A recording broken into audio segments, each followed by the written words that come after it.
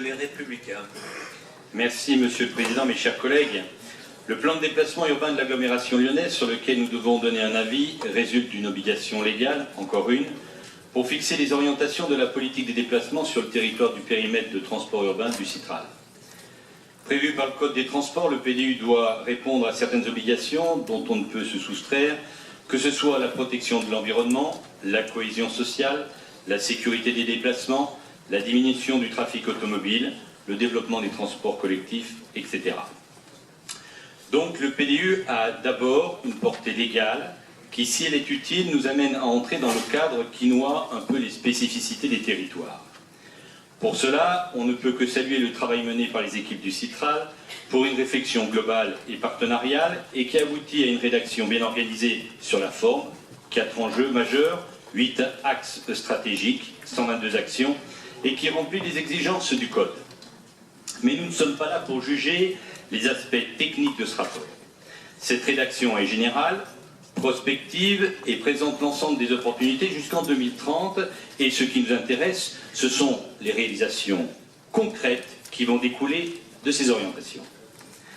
D'abord, on pourra s'étonner du calendrier, même si nous savons que les dates s'entrechoquent au-delà de notre responsabilité, le PDU arrive après le vote du plan de mandat du Citral. Si tout le monde tourne sur soi-même dans ce petit milieu et veille donc à éviter les contradictions, il semble que la logique aurait été de voter le PDU et de définir la mise en œuvre de celui-ci par des actions financées dans le cadre d'un plan de mandat. Ensuite, la rédaction ne permet pas à chacun de comprendre quelles sont les réalisations effectives qui seront décidées. On en revient au plan de mandat. Si le PDU a une vision jusqu'en 2030, on ne peut pas croire que tout ce qui est inscrit pourra se réaliser d'ici là. Que l'on pense à la performance du réseau de bus, à la réalisation de lignes fortes ou même de voiries routières. Et là se pose le problème des priorités que vous allez définir et qui ne seront pas nécessairement celles que nous souhaiterions. Voter en l'état le PDU, c'est voter une liste dans laquelle vous pourrez piocher avec la justification que telle ou telle action a été proposée dans ce document et que les contraintes financières vous imposent de sélectionner certains projets. Comment et pourquoi? Cela, on ne le sait pas. D'ailleurs, dans cette priorisation, on ne peut que s'étonner de la place du déclassement des autoroutes A6, A7. On comprend bien que cette étape majeure de l'évolution des déplacements a été récupérée à la dernière minute. Si elle est bien présente, elle n'a pas pu bénéficier de ce temps d'étude que nous évoquions, ni même s'intégrer pleinement dans les objectifs poursuivis.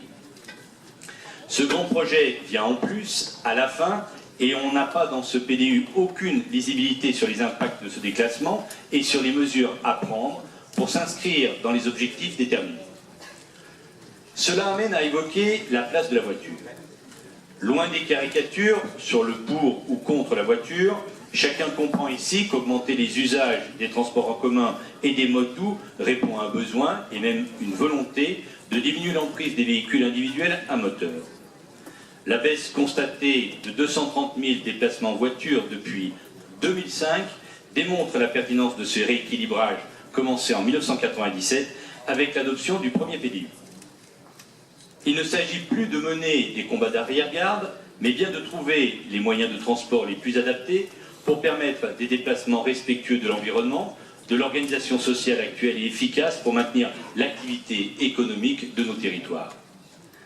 Si on peut facilement comprendre que l'on rende difficile l'usage de la voiture, là où une ou plusieurs offres alternatives existent, on ne peut pas traiter de manière uniforme tout le territoire. Il y a donc des parties nombreuses du territoire où le PDU ne peut pas prévoir l'abaissement de l'usage de la voiture, car c'est le seul mode de transport disponible pour les habitants et le seul qui restera jusqu'en 2030. D'autant qu'avec les évolutions technologiques, on peut espérer des véhicules non polluants. La tendance de ce PDU, qui propose une baisse de 23% des déplacements en voiture, n'est donc pas sans interroger sur les types de déplacements visés et les habitants qui seront les plus impactés. Je reprendrai l'exemple très pertinent cité par Max Vincent sur Téclide.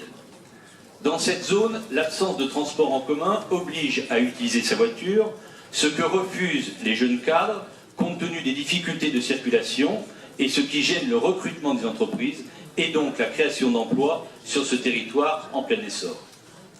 Cette situation est renforcée par la vision du stationnement dans les zones périurbaines qui n'offrent pas la souplesse entre la possession de la voiture et la limitation de son usage pour ses trajets professionnels en ayant la possibilité de la remiser sur l'espace public. Pour ces problématiques, le PLU n'apporte pas vraiment les réponses appropriées. Cette absence de lisibilité, elle ne se trouve pas seulement dans la voirie pour la voiture. Dans l'objectif d'augmenter la part du vélo dans les mobilités à 8%, on peut s'interroger sur les conditions du choix de ce pourcentage, d'autant qu'il a été constaté que depuis 10 ans, on stagne à 2%. Évidemment, il faut se fixer un objectif d'augmentation, mais il faut aussi en mesurer les conséquences. Où va-t-on favoriser l'usage du vélo pour les trajets domicile-travail?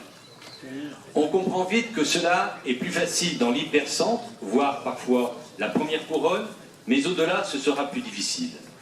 Aussi, quelles seront les mesures d'accompagnement sur l'espace public pour développer cet usage tout en garantissant la sécurité des cycles, car on constate aussi que les piétons et les cyclistes sont les premières victimes des accidents routiers.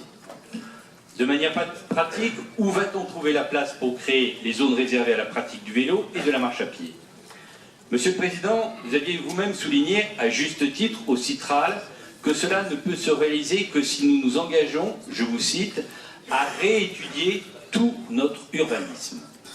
Or, pour cela, il faut adapter le PLUH et associer les communes. Justement, si les communes ont un avis à donner, tout comme la métropole, leur avis ne va pas permettre d'influer sur la mise en œuvre de ce PDU. Or, chacun le constate ici, en matière de développement des transports, les communes ont toutes des souhaits importants, tant les actions hors de l'hypercentre ont été délaissées pendant trop d'années. Ce schéma ne répond pas aux objectifs de gouvernance que l'on souhaiterait pour assurer l'équilibre territorial, et on voit ici les limites à la répartition de la PPI entre les fameux 3 tiers, qui en inscrivant dans les projets d'agglomération les grandes infrastructures de transport, a créé une distorsion dans les moyens de transport en commun au détriment des communes les plus éloignées, notamment celles de l'ouest de la métropole. Au regard de l'ensemble de ces éléments, notre groupe s'abstiendra sur ce rapport. Je vous remercie.